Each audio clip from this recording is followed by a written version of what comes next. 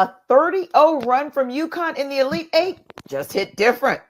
Alabama, Purdue, and NC State, they all want their shot. Your Final Four preview starts right now.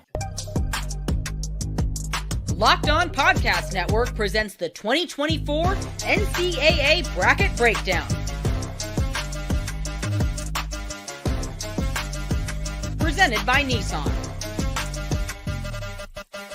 I'm Tenitra Batiste, and I'm joined by our co-host of Locked On College Basketball, Andy Patton and Isaac Shade. So excited to be with my guys again. 64 teams have played and gone home in the NCAA tournament, and now only 4 teams remain: UConn, Alabama, NC State, and Purdue. It's time to break down the Final Four presented by Nissan. Are you the kind of driver that likes to push things a little further? Ever wonder what adventure could be around the next corner? Take the Nissan Rogue, Nissan Pathfinder, or Nissan Armada and go find your next big adventure. Check them all out today at nissanusa.com. Let's start with how we got here, guys, and which players have carried these teams to the Final Four. Andy, let's just start here with UConn, the 30-0 run. Yeah, what an incredible performance we have seen from Danny Hurley's team, not only in this tournament, but in last tournament as well. I mean, I think when all is said and done, even depending on how this shakes out for them, if they don't win the championship, or of course, if they do, we have to look back at this 2-year stretch of NCAA tournament games for Hurley and UConn as one of the most dominant of all time. They have not had a single game be determined by less than 13 points in the last 2 NCAA tournaments. They have been in the lead in every game they have played in this tournament by at least 30 points. They didn't win them all by 30, but at one point in every game they have played in this tournament, they had a 30-point lead. They took the number 2 offense in the country at Illinois, and like you said, 30-0 run just completely put them in a blender for a 50-minute period of time where they didn't score a single point in that game. This team is so deep and so balanced. They are the number 1 offense in the country. They are the number 6, I believe, defense in the country. They can beat you in multiple different ways. Donovan Clingan at full strength is an absolute monster. There's really only one player in college basketball who can really neutralize him, potentially a player he may face in the national championship game at Purdue, of course, in Zach Edey. But the way that Clingan is playing right now with his health, the way that Tristan Newton, the straw that stirs the drink for this team, he's so versatile and dynamic at the point guard position. Alex Caravan and Cam Spencer can both be guys who can drop 25 on you any given night. Stephon Castle has really found his role as more of a defensive stopper, not a guy who's being asked to score a whole lot. And just the balance of this team is really, really hard to stop. And as you've alluded to, I mean, we haven't even seen anybody in this tournament come close to taking this team down. And Isaac, there are so many superlatives that you can use for this team. You can talk about the fact that everyone knows their role. They play their positions with excellence. But one word that came to mind for me, or maybe it's 2 words, I'll say, is that they're technically sound. And when I say that, that's still a compliment, because to me, that means everything. That means the two-way play from every single player on every possession. That's how you get a 30-0 run. So to look at it as a number is astounding, but to think about all that every player had to do to get them there was just mind-blowing. It absolutely is, Tenitra. And Andy, I was checking while you were mentioning it. They're up to 4th in the defensive efficiency. So this team is top 4 nationally on both sides of the ball, to your great point there, Tenitra. And for me, that all goes back to the coaching of Danny Hurley. This is a man that will not settle for anything less than utter perfection. And like in every time he's interviewed, it's so funny because you're thinking he's going to say like, oh man, we're hitting on all cylinders. We're getting on all our strides. And he's like, I guess we don't know how to win close games because we're blowing over. Like, he's always just finding something to nitpick with his team. But I love that. I love the hunger that is there. And it goes all the way back to that press conference a couple years ago when he said, you better get us now, because basically the freight train is coming. And the freight train is not coming anymore. It is here. And Andy, if it's okay, I'm going to go so far as a step to say, depending on what happens next weekend, we could legitimately talk about this UConn basketball team as not only better than last year's, as a conversation Andy and I just had on a recent show, but perhaps in the conversation for the best college basketball team of all time.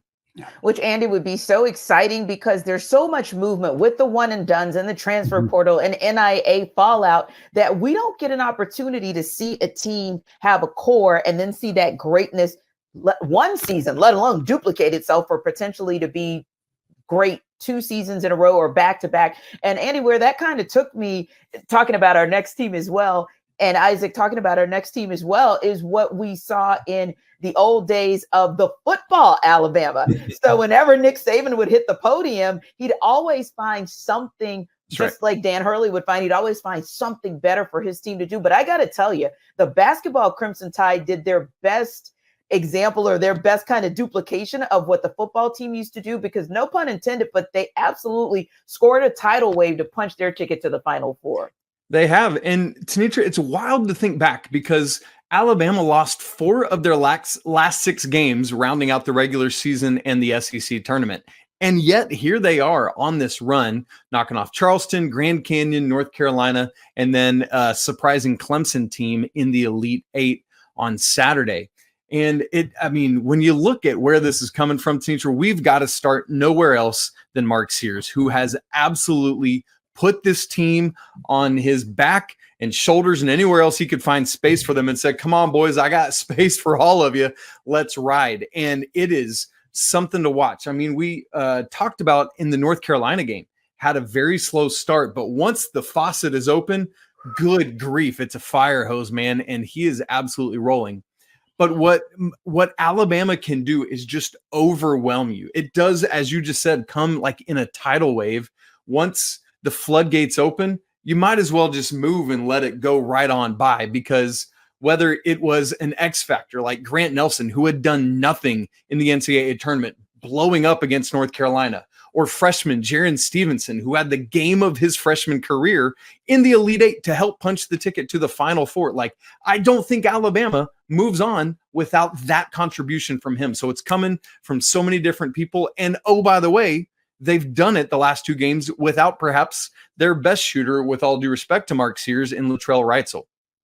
And indeed. And Andy, when we talk about the NCAA tournament, we love stories like Cinderella stories and redemption tours. And obviously the Purdue story has been one of a redemption tour, if you will. But I'll tell you, after Zach Edey's comments on yesterday, where he basically said, hey, you over there, coach of that other team, you overlooked me too. It's like, I'm starting to kind of I like his edge, if you will. And I like what Purdue is bringing to the table, saying, hey, we know how great these other 3 teams are. They're heading into the Final Four, but you better not count these Boilermakers out.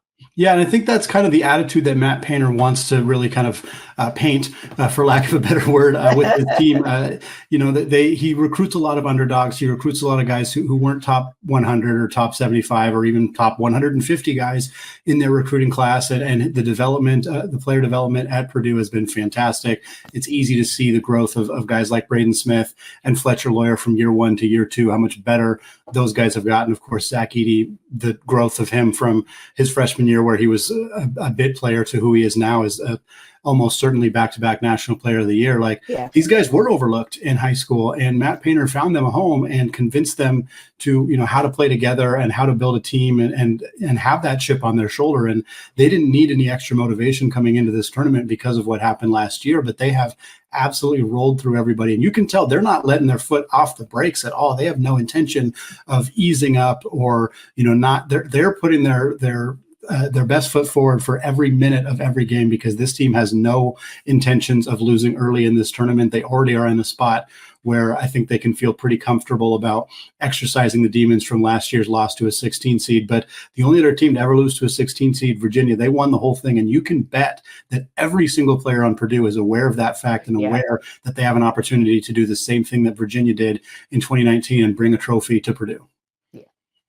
Indeed. And it's one of those things where, you get excited about it, Isaac, because, hey, who wouldn't be? And I understand Zach Edey's motivation and looking at Rick Barnes and constantly saying, yeah, that guy, there's another one who doubted me. There's another one who doubted me. And that's the kind of motivation that you kind of need, or you're used to hearing from these elite athletes, knowing that that's what kind of pushes them to the next level. And then they bring other guys along with them.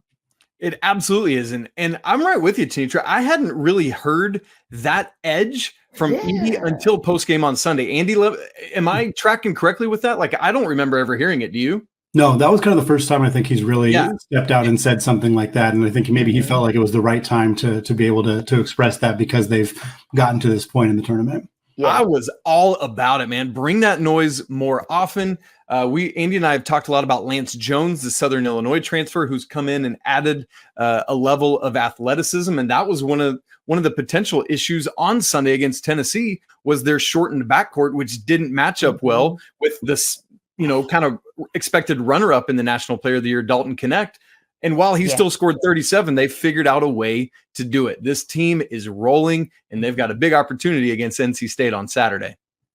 Indeed. And it's one of those things where, like you said, Dalton Knecht did his thing, right? He still had a Dalton Knecht type of game for the most part, but it's those spurts. I remember, sitting there watching that game amongst family and friends, and we're thinking it's just going to take one piece here, one piece there forever. Which one of these teams for their big guys, right? For their, like you said, national player, co-player of the year, one guy is going to step up, or it's going to be that X factor, and that's what's going to get you moving on. And that's kind of how you feel with NC State. They kind of feel like the entirety of the team is one that indeed is like an X factor, right, Isaac? It's like it's giving Jimmy V vibes, and to me, that's a beautiful thing. It is a beautiful thing. And, talking about how did we get here, most of these teams, we have to start at the NCAA tournament, but we would be completely remiss to not start all the way back at the ACC tournament with NC State, because were it not for just the second team ever to make a 5 games in 5 days run, they would not have even been in this field. As Andy said recently, they had 0% chance of being an at-large team. And so they had to end up beating Louisville, who they were tied with 5 minutes left in their first game of the ACC tournament. Yeah. They needed a missed Isaac McNeely free throw, who's a phenomenal free throw shooter, and a subsequent Michael O'Connell banked in 3 at the end of regulation just to get to overtime with Virginia. I mean, there's all these butterfly effect moments that have led us here. And then just like Kemba and the UConn Huskies in 2011, they've just kept it rolling. Miracle after miracle after miracle after miracle. By the way, knocking off Duke for the first time they've ever played them in the NCAA tournament. Tanitra, it is an absolute wild show, and it's all because of the DJ show, and it's DJ Burns inside and it's DJ Horn outside. And as you said, a whole host of dudes around them. Michael O'Connell has stepped up. I love what Mo Diarra is doing, even while being in the midst of Ramadan and all this. Like, it's an incredible story, and it's so fun to be part of this history. Indeed, Andy. Indeed, Andy. You look at what NC State has done, and it's just been astounding. Like you said, start to finish, Isaac. But Andy, start to finish, it's been crazy. Yeah, unbelievable run from NC State to be in this position to have, like Isaac said, needed that missed free throw from McNeely to even be. Their season would have been done 2-3 weeks ago if that hadn't happened. But nobody looks like they're having more fun playing basketball than DJ Burns, and I'm excited to see this team continue to be rolling on here. Indeed. That's how and why we got to the Final Four. Now we break down the matchup, starting with the earlier game and the lone Cinderella story in NC State. Can they take down number 1 seed Purdue? This Final Four bracket breakdown is brought to you by Nissan. Are you the kind of driver that likes to push things a little further?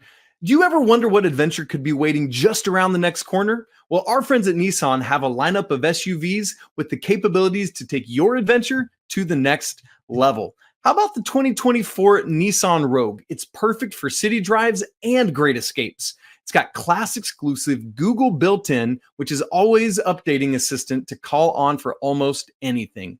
Gone are the days of connecting your phone, because Google Assistant, Google Maps, and the Google Play Store are built right into the 12.3-inch HD touchscreen infotainment system. The 2024 Rogue is the perfect mid-size crossover for your next adventure.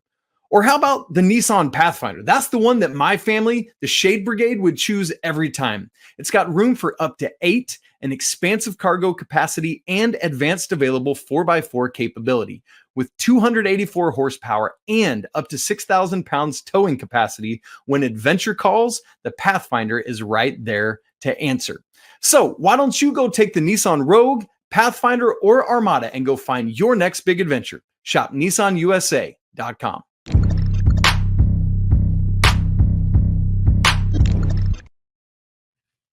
All right, guys, this is one that I'm intrigued about because sometimes I'm going to call it loosely, Andy, the undercard, right? Because obviously everyone's looking to see if UConn's going to go back to back. That's where a lot of the attention is on the men's basketball tournament side. But I think this Purdue NC State matchup can be just as intriguing as what we're going to see with UConn and Alabama. Yeah, I'm really excited about this game a lot, and I think it's not the matchup we expected, not the matchup anybody expected. I think people were looking forward to UConn potentially taking on Houston, or not, excuse me, Purdue potentially. But I know what you mean. Yeah. Houston or even Marquette. There was a lot of potential excitement in those matchups, but this is a really fun one as well. And it starts in the front court, and it always does when you're talking about Purdue, because Zach Edey is like the front and center of every game that he plays. How are you going to stop Edey? How much of an impact is he going to have defensively? And that's always going to be the storyline with Purdue. But now he gets to go up against a very unique big in DJ Burns, a player who has shown the ability to finish around taller, bigger guys in his career, a guy who is potentially has the ability with his ball distribution skills to maybe move Edey away from the rim a little bit. I think there's some intrigue where if Burns is away from the rim, facilitating, making a lot of passes, if that pulls Edey away from the rim, does that mean that Purdue then puts Trey Kaufman-Renn on him and lets Edey kind of play in a different role as more of a roaming defender? I think that's the most compelling matchup, because Zach Edey and DJ Burns are pretty clearly the two most compelling players in this game. But I also am curious how Purdue is going to defend DJ Horn and the way that he has played in this tournament up to this point. He has been absolutely fantastic. He's a great scorer. He's a great shooter. Is he going to be as effective at getting to the rim? Obviously, Edey tends to mitigate that against a lot of teams. So a lot of interesting kind of matchup elements to this game. Michael O'Connell, I think, is going to have a huge role, as he has. Mo Diarra has been a great rebounder for NC State. Teams that don't rebound well against Purdue tend to lose, and it's very difficult to rebound well against Purdue. So that's going to be another interesting matchup here. It's a matchup we weren't expecting, but I think there's a lot of reasons to feel really interested in what might happen in this one. Yeah, and Isaac, I'm interested too to kind of see how it goes in terms of the starts, because I feel like both teams got off to some slow starts this past weekend. And I think, if I remember correctly, DJ Burns got into a little bit of foul trouble. So I'm interested to kind of see, and I'm interested to see if that might actually play a role, sort of, if you will, Isaac, not so much the play itself of whether or not, you're effective on offense, but maybe how things go defensively and who kind of jumps out to the early start, and does that team continue to dictate the tempo throughout? Yeah, well, when it comes to those starts, Tenitra, especially at this stage, it's different. You're in a football arena that you've not played in all season long, unless you're Syracuse, and it is different sight lines, it's different energy, it's different nerves, and a lot of times the starts, we saw this, I thought we saw it at the beginning of the NC State Duke game, in fact, on Sunday, where it was just like they were all still trying to just find the right breathing and stuff. And I know we kind of that's a real thing that happens and is a factor in these games. But part of it too is you talk about that perhaps foul trouble. Like, you look at DJ Burns and he only gives up 25 pounds to Zach Edey, which is kind of hilarious when you look at DJ Burns and you're like, you probably weigh more than Zach Edey, right? But DJ is only 6'9". Yeah. And Zach Edey is 7'4". That's 7 inches of difference. Yeah. That is massive. And so that is part of this too. Not only that, even if DJ Burns isn't in foul trouble, he plays like 24-ish minutes a game this year. What is it, 24.8? Zach Edey only sat for 33 seconds of the Elite Eight game. So when DJ Burns is out, I don't think Ben Middlebrooks can handle Edey inside. Andy, do you see? I mean, is that a thing? Yeah, I think it's going to be really hard for this team to defend Zach Edey. I mean, even with Burns on the floor. Even with Burns on the floor, that's right. Yeah, certainly if he's sitting, I think that's going to be a problem. And again, it's like, there's only one team in the country that I think has a player somewhat capable of defending Zach Edey, and he's on the other side of the bracket. The conversation we had earlier with UConn, but yeah, I think Edey's going to have. I mean, I don't know if he's going to go for 40 and 16 like he did against Tennessee, but he could. He very much could do that in this game. And NC State's Kevin Keats is probably spending every waking second, certainly while we're recording right now, he is sitting there trying to figure out, what in the heck am I going to do to stop this 7.5-foot machine? Because people have tried various things. They've tried the automatic triple team, the delayed double team. They've tried single coverage and making him score over the top, trying to make him go left, trying to get him in foul trouble. if anything had worked, if a team had figured out a way to beat Zach Edey, everybody would be trying that. And the reason that there's not any consistency is because nobody's figured out it works with 100% certainty. I don't know that NC State has an obvious answer here, but I'm curious to see what they try. And I just wonder, like, as we've often said, will we see like even just different, like, are there 5 or 6 different of these, like even junk defenses that Kevin Keats throw just to try something? And if so, the thing we always say about Purdue, because we know some form of multiple players are coming at Zach Edey at some point. So it's incumbent on the 4 dudes around him to knock down shots when they get the ball. And so what I'm watching for outside of Edey then is who is that hot hand out of the other 4 Purdue Boilermakers on the floor. Yeah. Well, you know what? I take a look at their old schedule because I said, hey, 4 teams figured it out somehow in some way. And it looks like to me, nobody's figured it out since Saturday, March 9th. So you might want to go back and look at that film or that tape against Pitt. And maybe that'll inform you of maybe what NC State can figure out what to do before this coming weekend. So now that we have an idea on how Andy and Isaac think NC State versus Purdue will go, time to see if Alabama can do what no other team in this tournament has done, and that is not get blown out by the defending champion, UConn Huskies. This Final Four bracket breakdown is brought to you by LinkedIn. When you're hiring for your small business, you want to find quality professionals that are right for the role. That's why you have to check out LinkedIn Jobs, which has the tools to help find the right professionals for your team faster and for free. Thankfully, LinkedIn isn't just some other job board. They've got a vast network of more than 1 billion professionals, making it the best place to hire. It gives you access to professionals you can't find anywhere else. LinkedIn does all that while also making the process easy and intuitive. And hiring really is easy when you have that many quality candidates. So easy, in fact, that 86% of small businesses get a qualified candidate within 24 hours. LinkedIn knows that small businesses are wearing so many hats and just might not have the time or resources to hire. So they're constantly finding ways to make the process easier for you.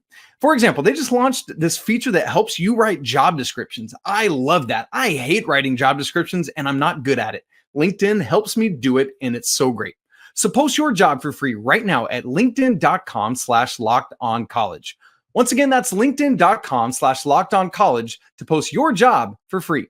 Terms and conditions apply.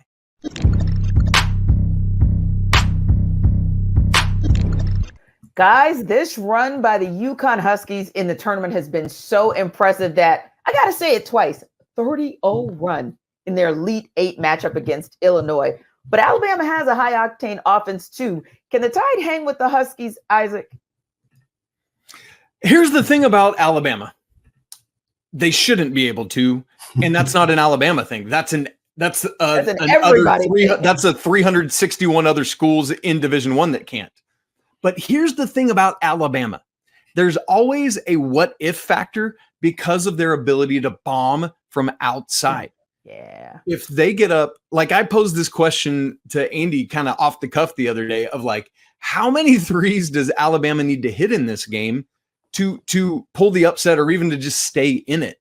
Yeah, and they are capable of taking somewhere between 30 to 40 threes. And if they can get up to, I think I put the number at 20, but somewhere from 15 to 20, which they are capable of doing. They hit 19 in a game earlier this year. That is the world in which Alabama wins this game. If that does not happen, if they like just have a normal day from 3, or even worse, a bad day from 3, there's no hope. But with Alabama, there's always that, but.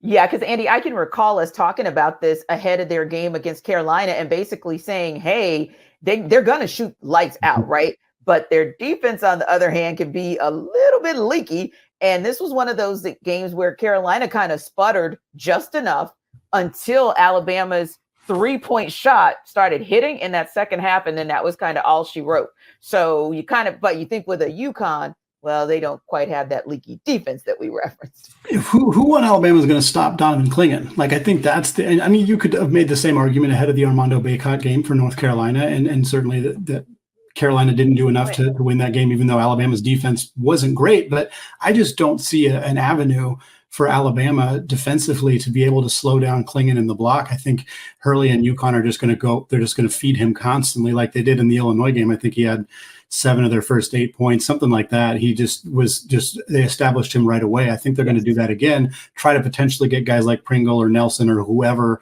they throw on Klingon in a one-on-one matchup, try to get those guys in foul trouble, and hopefully be able to build up the kind of lead where if Alabama does go on a 3-point shooting barrage, because I don't think Alabama can win this game by shooting well from 3 in the second half, which is what they've kind of done up to this point. Yeah. This tournament is have a really good second half, be not necessarily as good in the first half. Maybe they're adjusting to the defense and what they're facing. I don't think that works against UConn. So if this team comes out and they shoot threes immediately and they're hitting all game long, maybe that can keep them in the game. But at the end of the day, they have to figure out how to stop Donovan Klingon, and they have to be consistent from 3 because the driving lanes, Aaron Estrada, he loves to drive to the basket. I don't know that works against Stephon Castle. And if he gets past Castle, what is he going to do against Klingon? So I don't know if, and Sears kind of same thing. Sears is a great 3-point shooter, but part of his value to Alabama is also the ability to put the ball on the deck and get that little floater up in the lane or get all the way to the rim and get fouled. And that's going to be tough against Klingon. He's really good at using his body. He's really good at not committing fouls. He's good at kind of contesting those little floaters. And so I think for Alabama, the offense has to be predicated on a barrage of 3-pointers. Nate Oates' team is set up to do that. That is a big advantage for them. They can also space the floor and potentially make life a little bit more difficult for Klingon, where he has to defend in space as opposed to just kind of anchoring down on the block. But I don't think this team, it's hard for me to see them doing enough defensively win this basketball game, even though I think they have the ability to score a lot of points because of the style that they play. I think matches up okay with UConn. Yeah, and that's the thing with that defense outside of the Grand Canyon game. Like, they've been winning and the defense in moments looks better, but they've still in the other 3 games given up 96, 87, and 82 points. That will not work against this UConn team whose defense is otherworldly elite as well. Because, like, I'm looking at this, and Andy, if I'm Danny Hurley, I'm very seriously considering putting Steph Castle on Mark Sears and saying, good luck, make somebody else beat me that's not Mark Sears. And I know they've got other guys that can do it, but he's the one that I would have the most concern about if I'm Danny Hurley. So, and I know Steph Castle's a freshman, but this dude is next level as a defender and an athlete. And so I'm really, really curious to see, once that ball is tipped on Saturday, how do these dudes match up? That's going to be a critical thing to watch in this game. So it sounds like, Isaac, we're looking at a potential championship game next Monday between UConn and Purdue. What's Purdue's path to cutting down the nets? Well, what I like is, 3 of these 4 teams we've talked about, Purdue, NC State, and UConn, have a dominant big that we're looking at that is probably the key player in each of those games.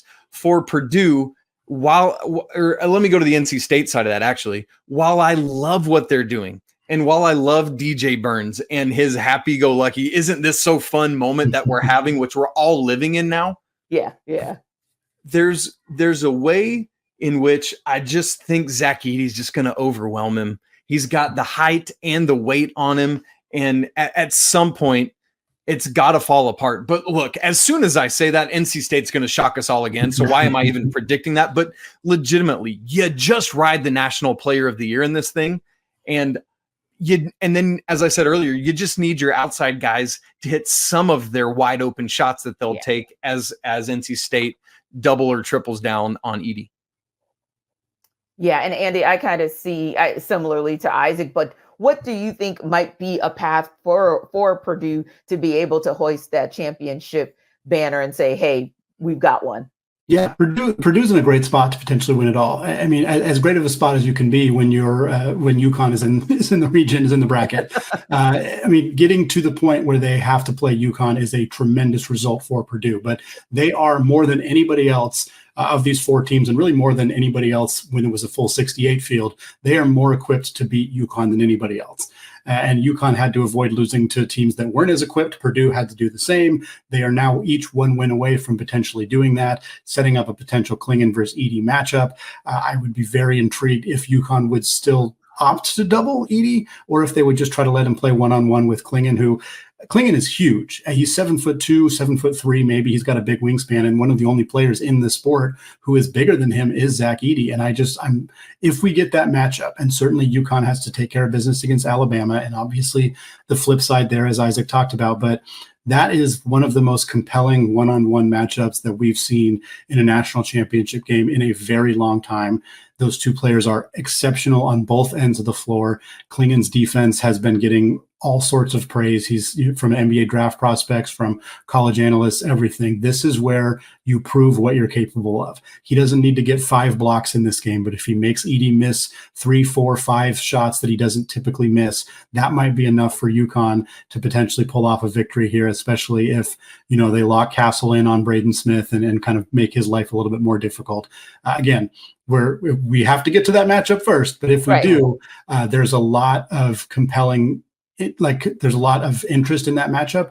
I still think I would be leaning UConn because of how overall balanced they are, but it is very hard for me to imagine Purdue wouldn't keep that thing really close, and they would have a very good chance of winning it as well. Because Andy, if Klingon is able to handle Zach Edey individually without bringing the double, I like the other 4 Huskies better than I like the other 4 Boilermakers. And I like the other 4 Boilermakers a lot. It's just that, as you said there, the balance that UConn brings, even beyond Klingon, who is fully healthy now and all that, I like the balance and the surrounding pieces around Donovan Klingon, with all due respect to Trey Kaufman-Renn and Fletcher Lawyer and Braden Smith and Camden Heide and everyone else Lance Jones and everyone else who will be playing for the Boilermakers. UConn's got too much balance.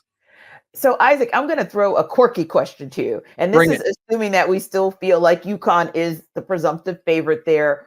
What are some of the things, maybe like 1 or 2 things that, hey, if UConn doesn't have that perfect game or that complete game, because they probably have played the most complete games in this tournament of any team, but what are maybe 1 or 2 things that if they do these things, it gives Purdue a shot, but they're that good that they can stumble and, hey, they can still cut down the nets? Sure. I mean, you asked about it earlier with the foul trouble with NC State and Purdue. I think if Zach Edey can get Klingon into some foul trouble, I know they got Stanley Johnson coming in behind him, but I think that puts Zach Edey in a place where you just keep feeding him, because UConn is a good 3-point shooting team, but they're not an overwhelming 3-point shooting team. And Purdue's 3-point shooting percentage is elite. And so if they can offset that balance, I think they can make enough twos to offset what UConn's doing if Klingon is relegated to the bench. So that would probably be the biggest thing for me, is just being able to get foul trouble going on the big man inside.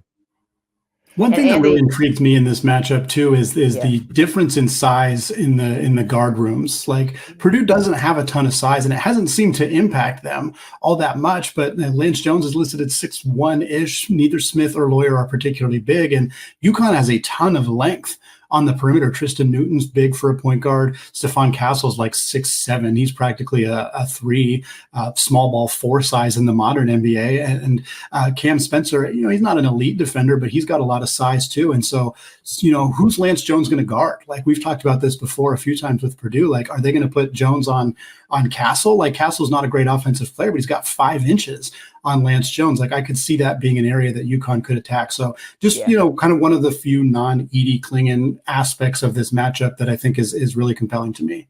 Yeah, I think that's a great call that both of you guys make, because it's always interesting when a team is so kind of head and shoulders above the rest. Like, do they have 1 or 2 areas that you can exploit that maybe one of 2 things happens? Either you get the upset, or we get to have this conversation of, despite these obstacles that happen to them, they still won it all. They still got to cut down the net. So one final thought before we wrap up, because we got to hear it from you guys. Isaac, you got to tell us who you're picking to cut down the nets at the end of the night next Monday. Andy, and who you got as well. I got to ride with the UConn Huskies. I just do not see anyone stopping or slowing them down. They already knocked off in Illinois last weekend an offense that was better than Alabama's and a defense that was better than Alabama's. I don't see that. And then I think there's just too much against Purdue. I would love the story of redemption for Purdue pulling to Virginia, but UConn, back-to-back national championships in which they win all 12 of those games by 13 or more points. Yeah, I'll be contrarian just to be contrarian. UConn obviously has a fantastic chance of doing this, and they're probably going to be the favorite. Assuming they beat Alabama, they will be the favorite, whether they play Purdue or NC State. But let's roll with Purdue. Let's roll with Purdue pulling to Virginia.